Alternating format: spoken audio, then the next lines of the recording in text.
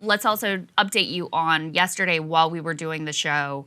There were talks between a Russian and a Ukrainian delegation. I think somewhat unsurprisingly, those talks did not ultimately amount to anything. Let's go ahead and put the CBS News tear sheet we have here up on the screen. Gives a little bit of detail about what Ukraine's what their demands were. Ukraine seeking an immediate ceasefire, fair enough, and Russian withdrawal, also fair enough, in first direct talks during Putin's ongoing invasion. Even while that meeting was taking place, there were reports of, continued fighting and continued Russian shelling. We know that Zelensky went into this meeting. He was not personally there present, but the delegation's meeting saying, we're not expecting much here because it is, even though it was seen as progress that the Russians were willing to meet without any preconditions, and that agreement coming after a phone call with Xi Jinping, which is also interesting, there still seemed to be, a belligerence on the part of the Russians and an unwillingness to give in any way. And certainly their the Ukrainian calls for immediate ceasefire and immediate withdrawal, not heeded here. They met for about 3 hours and then they returned to their respective areas. Now, I did see a report this morning that they are planning to have further diplomatic talks over the next couple of days, but I couldn't find any additional details. I don't think they've set time, place, details for those meetings, so we will see. In addition to those diplomatic efforts, we also saw Putin and Macron also spoke for about 90 minutes. Let's go ahead and put this tweet up on the screen. So this details some of the Russian demands here. They want recognition of Russian sovereignty over Crimea, so for the Ukrainians to basically give up on Crimea. They want demilitarization and denazification of the Ukrainian state. So that could mean a whole lot of things, but effectively means Ukrainians can't have any arms or weapons, which after you've just been invaded by your next door neighbor, I think they're not going to take too kindly to. Right. And this denazification thing, look, we've talked to you about the Azov battalion. I'm not saying there's no Nazis in Ukraine. Every country has some bad people, some fringe radical nut jobs in their midst. But the Russians have used denazification to basically mean anybody that they don't like, who may be more aligned with the West, who they don't want in there. Including the Jewish president, Zelensky. Yeah. So that also seems to be a non-starter. Yeah. Ensuring their neutral status, that was something that the Ukrainians, and Max points this out here, said they were open to neutrality, but hard to see how they agree to the rest after all that has happened. That was the piece that Russia could have gotten on the way in. I think if Russia had played their cards right, they could have gotten an agreement that, okay, fine. Ukraine is never going to be part of NATO. Could have gotten it. Okay, fine. We'll do a deal between, Russia and the EU and Ukraine that enshrines a neutral status. I think those things were achievable and on the table at the beginning. Now, it's hard to see how that is ever going to be possible. And to that end, let's go ahead and put this next piece up on the screen. Ukraine, and I personally think this was a foolish move. It's another sort of like poking the bear kind of a move. Ukraine is officially seeking to join the EU. There were pictures of, I think he's holding his EU application there in that picture. EU's chief executive, Ursula von der Leyen, told Euronews, indeed, over time, quote, they belong to us, they are one of us, and we want them in. Yeah. So if you're the Russians, looking for a neutral Ukraine, this just seems like, again, another escalation that your adversary is going to view this and they're going to consider their own escalatory tactics in response. So I don't see what end this served other than to further inflame the situation. Look, we're not in the EU, but if I were the EU, do not do this. This would be a disaster and an escalatory move. It also would entitle them to significant types of defense, which would make you a completely unneutral body. And I'll talk about this in my monologue, but many EU countries, a huge portion of the EU is in NATO. So it's not like we don't also have a military interest in the outcome here. I just want to underscore this. And I've continued to make this point.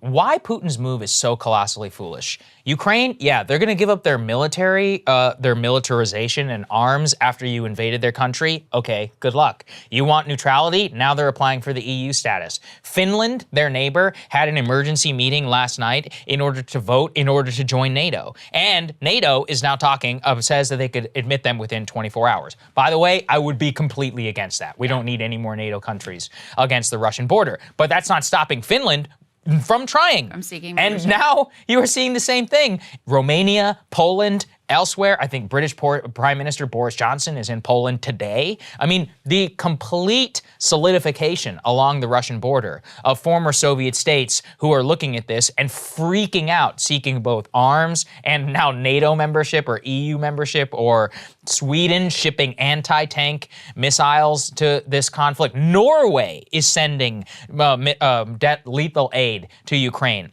Even crazier is this. Switzerland, which was neutral against the Nazis, is now cutting off Russia from its financial system. Yeah. Switzerland, which has long been the financial haven for Russian oligarchs. And Monaco as well. Another place that is like playground of the oligarchs and where they have like to park their assets. It takes skill to get the Swiss to not be neutral, okay? Yeah. I mean, they have no idea what they have awoken in Europe. And when you have the entire continent now up against you, that's an incredibly dangerous situation. We'll talk about this too in nuclear war, but I mean, the ramifications of escalation on this are stunning. And overnight, we are seeing the complete financial cancellation, and I don't mean any any cult, but basically they've been financially canceled from the entire global financial system. We learned yesterday that Shell is exiting. It's I think it's a minority stake in one of the major gas companies in Russia. We already brought you the news that BP was exiting. It's Rosneft's stake there, which is something like 20%, and they're resigning from the board. They are being cut off by Disney. Apparently, even Disney's not going to release films over there. I mean, you are seeing a complete bifurcation. It's almost like the Iron Curtain is like halfway down at this point. And they thought that they had sort of sanction-proofed their economy because they saw what we had done with regard to Iran. They had watched some of the tactics that we had used around the world.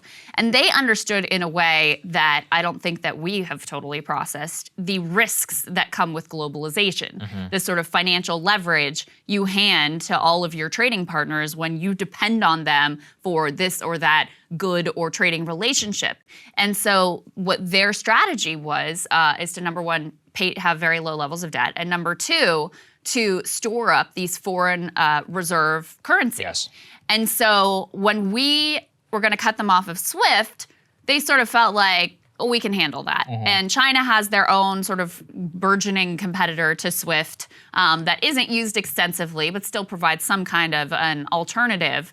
But when we said, oh, and by the way, we're going to freeze your foreign reserves and sanction your central bank, that's when things got really real. Yeah, I don't think they ever expected that. Yes, and I want to say, I mean, these types of, this is economic warfare. I mean, we have said we are not going to fight you with boots on the ground. We're not putting troops into Ukraine. We've been very clear about that. God. We're going to bring you, thank God for that. We're going to bring you the Biden administration standing very strong against a no-fly zone because of the military engagement and the sparking of World War III that could lead to.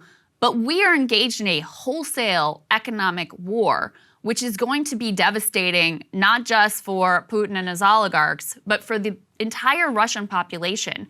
And, I think that, first of all, we have to question the morality of that and the suffering. There will be loss of life because of those, a blunt use of economic warfare against the entire population. We're already seeing the very early signs of what just the disruptions of daily life. We showed you yesterday the bank runs. There's also a video of suddenly I think Apple Pay and Google Pay wouldn't work on the metro system. They can't use it on the metro anymore. So there's, huge lines at the subway system. I mean, this is just the beginning. You have to use cash, right. This is just the beginning signs of what this is ultimately going to entail for the Russian population. We also have to say, these sanctions, oftentimes they're more of a sort of political show than an actual strategic tool that yields results. The Russians are already saying basically like, we don't care, do your worst. We'll see. Yeah, and we've seen other regimes where not only does it not bring them down, it hardens their population against us. It gives their authoritarian leaders the ability to say, your problems aren't with us, your problems are with the